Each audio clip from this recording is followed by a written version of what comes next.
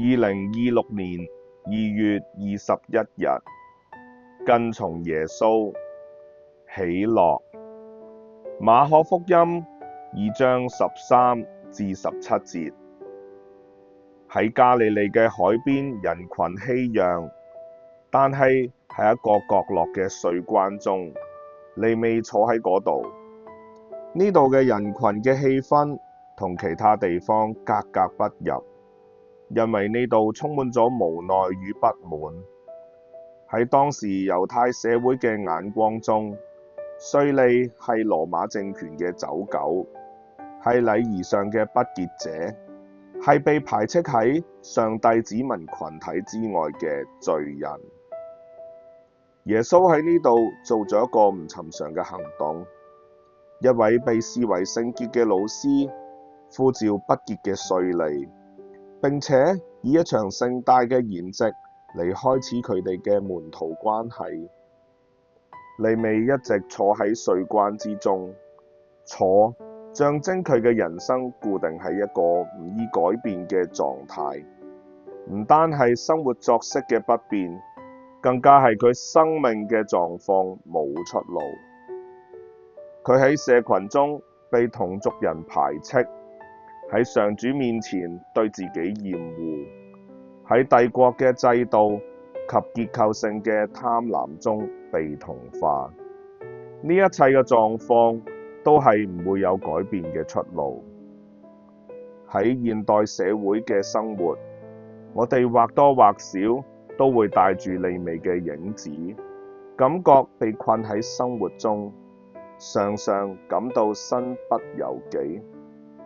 我哋雖然唔會有稅關收稅，但係職場嘅人際角力、金錢地位嘅追逐、社會期望以及所帶嚟嘅壓力等等，都令到我哋坐着動彈不得。耶穌經過，睇到咗利未，佢並唔係以厭惡及審判嘅眼光去睇佢，而係看透咗佢稅吏嘅外衣，睇到一顆渴望被接納、被醫治嘅心。所以當耶穌對佢講：你跟隨我嚟，佢就即刻起身跟隨耶穌。跟隨並唔係邀請去某一個地方，而係生命嘅徹底轉向，唔再被動咁樣坐着，而係主動咁靠近耶穌，將耶穌接到家中。經文緊接住描述一場喺家裏嘅筵席，好多稅吏同罪人，佢哋同耶穌一同坐席。喺古代近東文化中，一同坐席係意味住一份接納以及認同嘅關係。呢啲正係預苦期嘅核心。耶穌基督道成肉身，主動咁走入人嘅破碎之中，同人一同快樂咁樣吃喝，歡迎每一個歸家嘅人。法利賽人唔明白呢一份喜樂，對佢哋嚟講，天國係關於界線、潔淨與刻苦，係關於是否做得好、做得足夠。所以佢哋疑惑咁問：佢同稅吏並罪人一同吃喝嗎？佢哋心裏邊嘅疑問係：神聖點能夠接納污穢？耶穌嘅回答震撼咗佢哋嘅諗法。健康嘅人唔需要醫生，有病嘅人先用得着。睇到咗自己身上嘅病，就能夠體會到醫治嘅喜樂。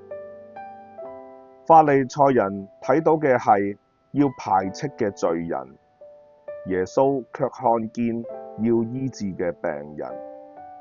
今日我哋見到別人係罪人定係病人？我哋係咪以自己嘅標準評判別人嘅行為係咪符合標準？對於唔符合標準嘅行為，係批評、拒絕定係接納以及醫治？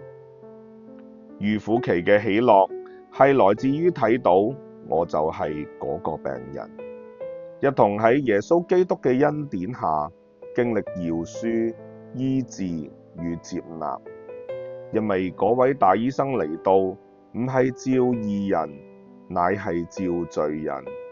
佢睇到我哋嘅疲憊與軟弱、驕傲與罪疚，亦都睇到我哋對愛與接納嘅渴望。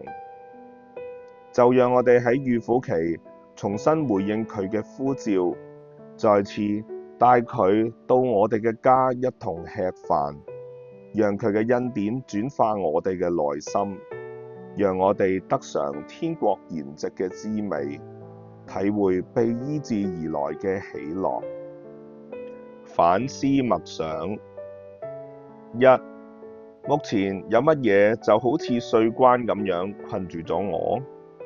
呢啲包括情緒、隱癖、妥協等，讓我感到唔自由、羞愧，或係與神隔絕。我係咪願意去承認自己嘅病，並邀請耶穌進入呢個具體嘅領域嚟用餐與掌權？二、計劃一天午餐嘅時候，邀請耶穌喺心中一同進餐，默想利未家中筵席嘅快樂與衝突，聆聽聖靈喺心中嘅微聲。